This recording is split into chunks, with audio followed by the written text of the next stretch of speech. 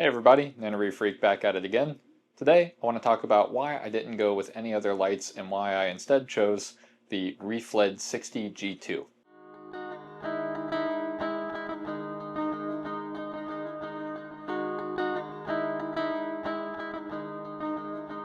So realistically, with the lights out on today's market, I could have chosen any LED light and it would have grown coral and been perfect for my needs, especially for a 9-gallon Nano Reef aquarium. I could have gone with a little Pico LED, a little tiny one that was, 20-30 watts that would just clip onto the back. But I really wanted to get a light that I could scale up if I needed to. So if I wanted to take the light and put it on a much larger aquarium, let's say a 24 by 24 inch cube, I could.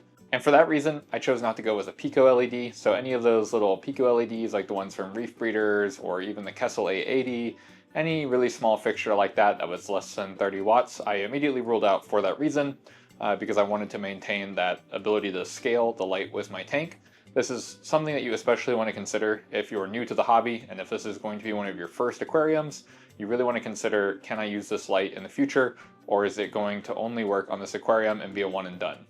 The next factor in my decision was the spectrum. So I want what's best for the coral growth and for the coral itself. So corals need a really wide spectrum. I am a huge fan of the ATI Blue Plus spectrum, and if you go online, Bulk Reef Supply does like a test and compare video series where they compare a lot of lights to that spectrum of light.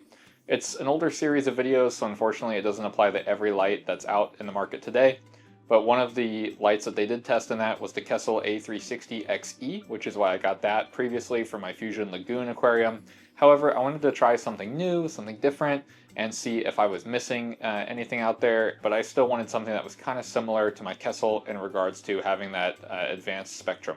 Outside of the spectrum, which for those who are kind of investigating this on their own, you want that spectrum from probably like 390 nanometers all the way up to like 495.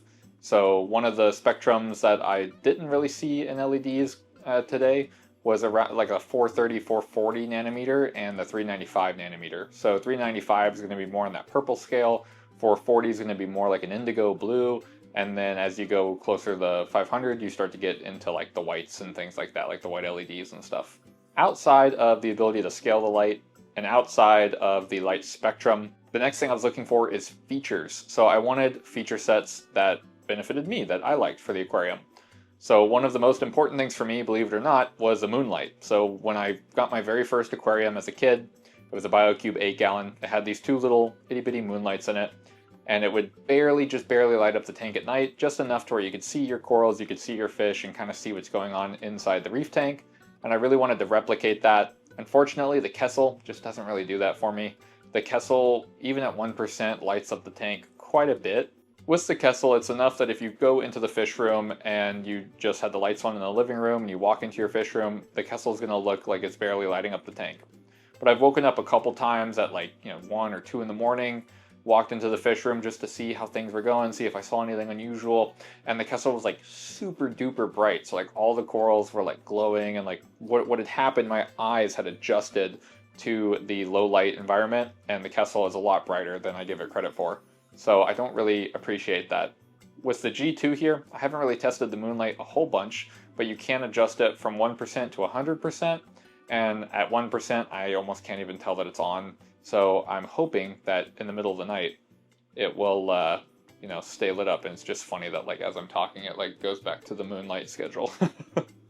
Outside of moonlights, a feature that I needed was a nice schedule, a good app, and the ability to customize the light for things like photography. So this light has all those features. The Kessel sort of does, and some of the other lights on the market didn't really say if they did or didn't. Lastly, I needed a light that was going to be lightweight, a light that was going to have a good power supply, something that's UL rated or ROHS certified, and is going to be a light that I can make attachments for. Like, I want to have a light that I can 3D print attachments for, have a light that I can customize, hence the G2 with the little visor that I 3D printed.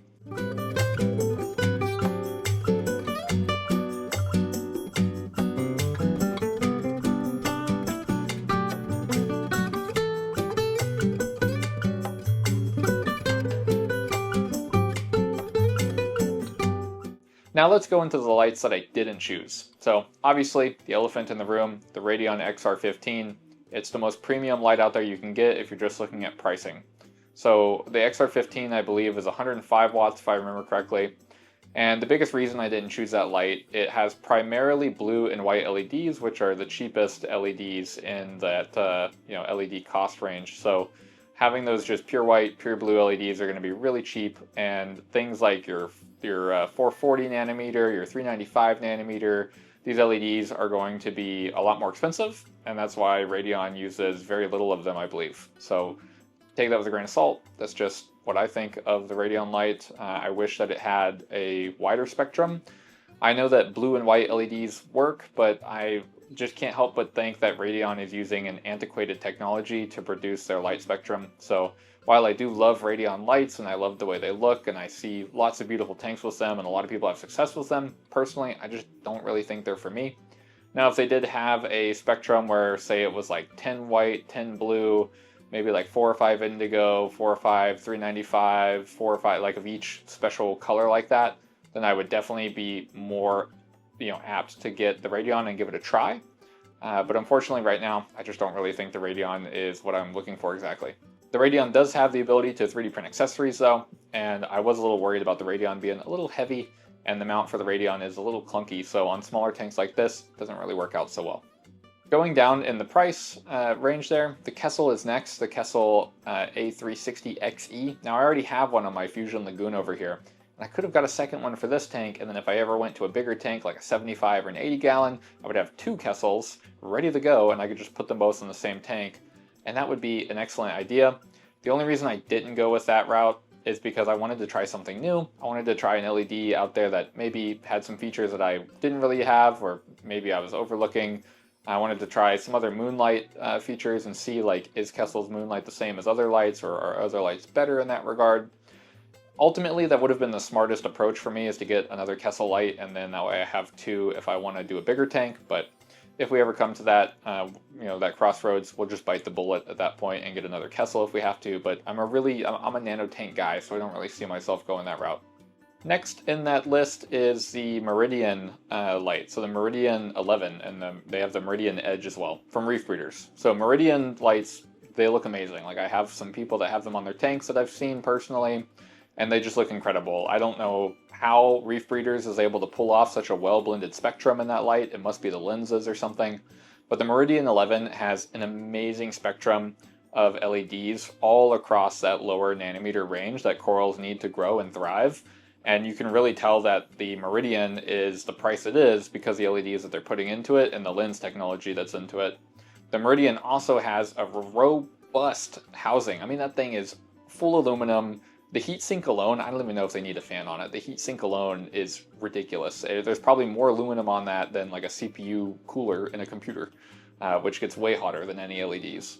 Reef Breeders also has a really good app from what I hear.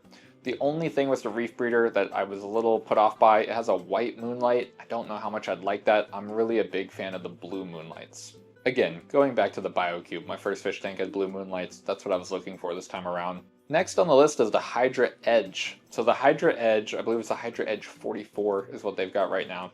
That light looks great. It's got a shimmer module in the center, so it can replicate the shimmer of like a Kessel or any pendant light like the Red Sea G2 here. But the Hydra has the same problem as the Meridian for me. It has a white moonlight. Now, if there was the ability to pick between a white moonlight and a blue moonlight, then I would definitely probably have chosen one of those fixtures. However, just having a white moonlight, I don't really know if that's what I'm looking for. The other problem with the Hydra 44 is I've already got some aqua illumination lights, the Blade over here, which I still need to do a full review on, honestly. If I haven't done one. I filmed this video is for the future, so I may do a review of the AI Blade before this is posted, who knows. So the AI Blade has a smaller spectrum of light. It has blue, royal blue, and white, or warm white, or something like that if I remember correctly, the AI Blade Grow. And I was just a little put off by that, where the AI Hydra, I was just a little afraid that it might not have the spectrum I was looking for, or it might not have like the appeal, like the look of the LEDs that I was looking for. Now, the AI Blade does look fantastic, so maybe the Hydra is something that I need to try. I mean, I've never seen one in person, so had I seen one in person or seen one at the fish store in person, that definitely would have influenced my decision to probably pick up a Hydra. But right now, I'm just not so sure on the Hydra, so I just skipped that one entirely, mainly for the fact that the moonlight wasn't really there for me, and there was no readily available videos to really show what you could do with the Hydra, unfortunately. So far, we've covered the Radion, the Reef Breeders Meridian, the AI Hydra, the Kessels. Really next in the list is where the Red Sea Reef-led G2 falls into place. So the Reef-led G260 is the cheapest model they make. They also make, I believe, a 115 and a 170. So the 60 stands for 60 watts, and the 115 and 170 stands for 115 and 170 watts. The Reef-led G2 is a much needed improvement over the G1 for Red Sea. They've improved their spectrum, which I am very appreciative of. They've improved the design, so it now has these rounded corners, a much more modern look, and they've also added visors as an accessory that you can put on there to shade your eyes from the light of the pendant, so that's really nice. With Red Sea's light here, you get the ReefBeat app, and so far, my experience with the ReefBeat app has been great. So the scheduling is really simplified, starts you off with 4 points. The only thing that I noticed with the app is it's a little hard to grab onto the sliders. The buttons are a little small, so I wish they could make those buttons a little bit bigger to slide your color spectrum and intensity and things like that. But some things I love about the ReefBeat app, it tells you how much power you're using. It tells you, like if you turn this light to all white, it'll tell you, hey, that's going to use 18 watts instead of 60 watts. And if you turn it to all blue, it's going to say, hey, that's going to use all 60 watts that this light can output. So it's really cool to be able to see your power output of the light in the app. The other thing I really like about the Red Sea Reef-led, they're really transparent with the par numbers that you should expect. So 20 inches from the sand bed, you'll get 100 par at 100% intensity. This mount is actually exactly 20 inches from the sand bed of this 9-gallon. So I am running it at 45% max intensity, so it ramps up from 30 to 45% throughout the day. Has some little bit of clouds that kind of where the light like flickers and dims and gets brighter and dimmer, so it's kind of cool. But what that gives me is that should give me around 40 to 50 par on the sand bed and around probably 300 or 250 par at the surface, maybe like more like 200 to 250 par at the surface, I guess. Because I think it normally gets 500 par at 100% intensity, so probably like 250 at the surface. So what I'm planning to do is start there, and then if I need to increase it by 5 to 10%, I can adjust that slowly over time to help my corals acclimate. The reason I'm going for such a low par number on the sand bed is I'm a huge fan of Trachyphilia, so anyone who watches this channel will know that brain corals are my favorite coral. So they usually need like a very low par number, like 50 to 60 par they can survive in. They can probably go up to like 100, 120, so I will be increasing the light over time just to get them acclimated.